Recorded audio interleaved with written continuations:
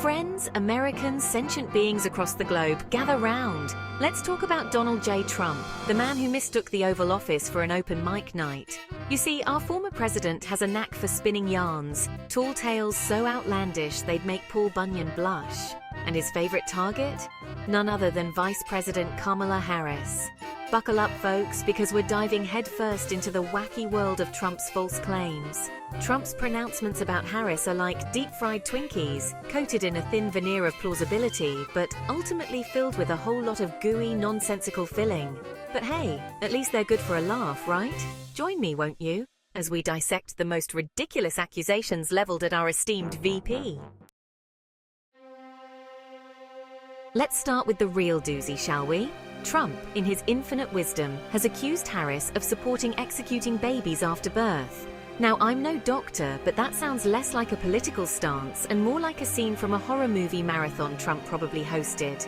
Let's be clear, this claim is utterly demonstrably false. It's the kind of thing you'd hear whispered in a shadowy corner of the internet, not uttered by a former leader of the free world. Harris, like any sane person, supports life, liberty, and the pursuit of not being falsely accused of infanticide. Next up on Trump's greatest hits, the Great Red Meat Conspiracy. Apparently, our veggie-loving VP is on a mission to pry those juicy burgers from your greasy little hands. According to Trump, Harris wants to outlaw red meat. He conveniently forgets to mention that this is based on a single, out-of-context comment about encouraging healthier eating habits.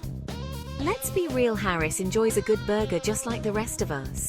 She's not some veggie fascist dictator hell-bent on turning America into a tofu-munching dystopia. This is classic Trump taking a grain of truth. Harris does advocate for climate-conscious eating and twisting it into a pretzel of pure, unadulterated balderdash. Section 4. The Phantom Border Czar and Other Myths. Now let's talk immigration. Trump, in his never-ending quest to pin the blame on anyone but himself, has branded Harris the border czar. He conveniently forgets that, there is no such position. It's like calling me the supreme ruler of late-night comedy. It sounds impressive, but it ultimately means absolutely nothing. Harris was tasked with addressing the root causes of migration from Central America, a complex issue that requires diplomacy, not fear-mongering. But why let facts get in the way of a good story, right? Trump's narrative, much like his hair in a windstorm, has a tendency to detach itself from reality. Section 5. Trumped-up charges, a legal farce. And who can forget Trump's claims about Harris's legal career? He's alleged that she failed the bar exam, she didn't, that she's unqualified, she's anything but, and that she's somehow behind all the legal troubles he's facing? Because apparently being a powerful woman means you're automatically out to get him.